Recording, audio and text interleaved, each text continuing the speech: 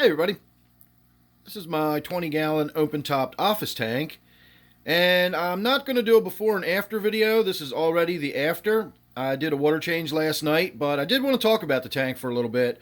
I did my nitrate test as usual. If you're a regular viewer, you follow along, you'll know that I keep an eye on the nitrates in this tank because I've got a German blue ram in there, and I've been told for years that the German blue rams are really sensitive to nitrates.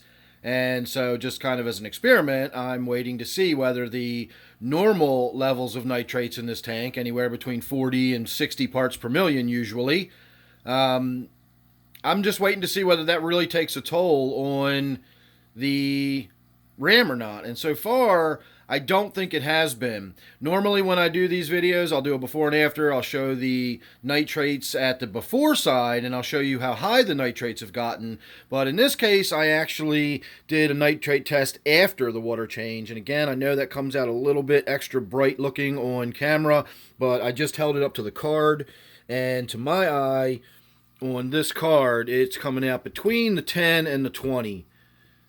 So we're definitely under 20 parts per million, and that was with a 5-gallon water change. Trying to set all that stuff down there. So that was with a 5-gallon water change. I brought it down to under 20 parts per million. So again, once that vial starts getting sort of red, getting up near that 40 parts per million, from there on up, it's really hard to distinguish how much the nitrates are really in there. So, I might have had 80 parts per million. I might have had 60 parts per million. I figured this way, by showing you what it looks like after a simple 5-gallon water change, that will reassure you that they're not that high. They probably hover around 40 or 50 parts per million, and not even that high necessarily. I do a 5-gallon water change, and I bring them all the way down below 20. So, again, normal levels of nitrates. It's not uncommon for people to have 40, 50, 60 parts per million nitrates in their tank.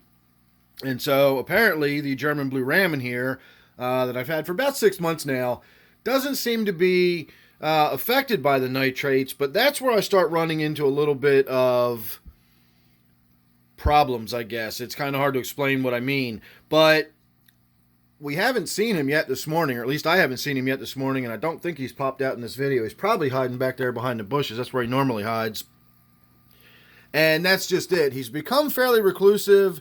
His color's getting darker, and he just doesn't seem to be as active and outgoing as he used to. So I'm not sure what's going on with him, but the growths that were on it are getting bigger. It had some growths. It looks like a little tumor or something on one of its fins, and it's got a couple of other little lumps on it.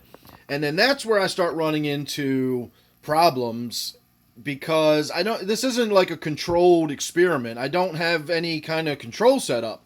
So, okay, the fish has some tumors developing on it. They've been there since I got the fish. I brought them home with those little bumps on them. They've just gotten bigger and bigger as the fish has gotten older. Would the nitrates cause that? I don't think so. I can't imagine how nitrates would cause a tumor. But at the same time, without having any kind of control, how do I know that's not what's causing it? Maybe if I had this fish in a nice clean tank, it wouldn't have those tumors, or they wouldn't be getting bigger. Or maybe is its unusual behavior right now, the way it's seeming a little bit more lethargic. Not necessarily lethargic, but reclusive. It just doesn't seem to come out as much. And again, we haven't seen it yet this video. I'm beginning to wonder if it's not like dead in the back somewhere. It normally comes out at some point, especially if I put food in the tank. So again, without having any kind of control mechanism, how can I say, well, it's not this or it's definitely that? And I can't. All I can say is that everything I was told so far about nitrates and German blue rams was wrong. They can't live in, water above 10 parts per million for very long. And once you get up to 20 parts per million, they're just going to die and you'll never be able to keep them alive. And I've heard that for years, that, 20 parts per million is the absolute maximum that they can even survive in. And anything over 10 is really, really putting them at risk, and they're probably not going to live very long. And it's just not true, Well, I guess depending on what you mean by long. But again, after 6 months of being in normal tank conditions, as of last night, it was still alive. And again, looking kind of the way I described it, it didn't look terrible. I wasn't concerned about it in that sense, like it was going to be dead in a day or two. But it just doesn't seem like it's acting quite the way it used to.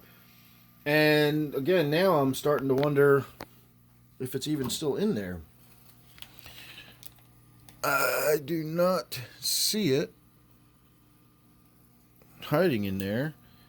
I can't imagine it would have jumped out. Let me look down here behind it. Nope, nothing down there behind it, so he didn't jump out. It is amazing how a fish can... Oh, there he is. See, its colors doesn't look bad. I mean, it doesn't look like it's dying or sickly or anything. It's just not the same as it was. It used to come out... I used to call him Mr. Wigglesworth because I'd walk in the door and he'd be right up against the glass, like wiggling back and forth looking for food. And he was just a really active, outgoing fish. And it seems like it's like scared all the time now. It just kind of lays low and hides back there and does that a lot. It'll either do that, it'll sit under the heater in the corner back there, or it will sit right under here in this little sort of cave made out of that Java. It's kind of dark back there, and it just sits in there and sort of looks out at the room.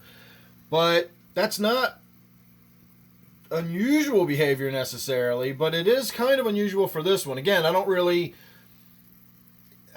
have anything other than my thoughts on this one. I'm just kind of thinking out loud here. I'm sort of curious about it. I always try to keep everybody updated on what's going on in the old fish room and what's going on with my tanks. And this is what I got going on in this one, is I'm just starting to scratch my head as to, is something going on in this one? Is this unusual behavior? Am I overreacting?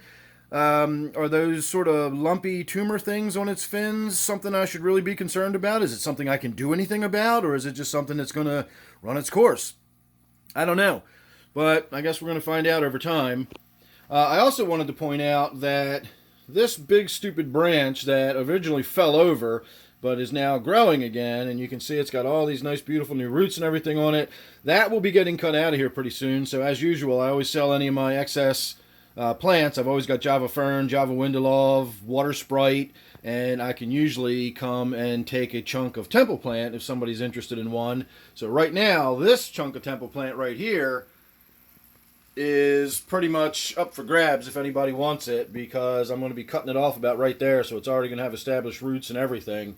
So there's that if you're interested in it. So check my email down below. And lastly, we can focus for a moment on my awesome little diamond tetras. They're really doing well in this tank. I was afraid that they might jump out or they might just not thrive in this warmer water, but they seem to be doing really well. They're growing fast. That's probably the warm water, and I feed the tank several times a day. I give it small feedings because of the high temperatures. I assume the fish's metabolisms are all cranked up, and so I try to do several small feedings throughout the day in this one. But you can see they've grouped together in a nice little school. They're swimming around, and for as young as they are, they already look fantastic in this tank. So once they really come into their own and become mature, and we start seeing those real diamond sparkle colors coming off of them, because remember, we're looking at them under a really good, high-quality light, and it emulates natural sunlight very closely, so we will get to see some beautiful, beautiful coloration on those diamond tetras once they get a little older. So there you go. There's my update on what's going on in the office tank. Don't forget, if you are interested in that Temple plant or any other plants, check down below for my email. You can contact me. If you just want packages of small plants, that's $24, shipping included. If you want larger plants that require larger or different types shipping packages, then we can discuss that piecemeal as we go per order. So check my email down below if you're interested in that. Otherwise, make sure you're subscribed. That way you won't miss anything I've got coming up. You never know what it's going to be with me. And don't forget, of course, this one is my 20-gallon open-topped office tank. So thanks for watching. Hope you enjoyed. And I will see you real soon in the next one.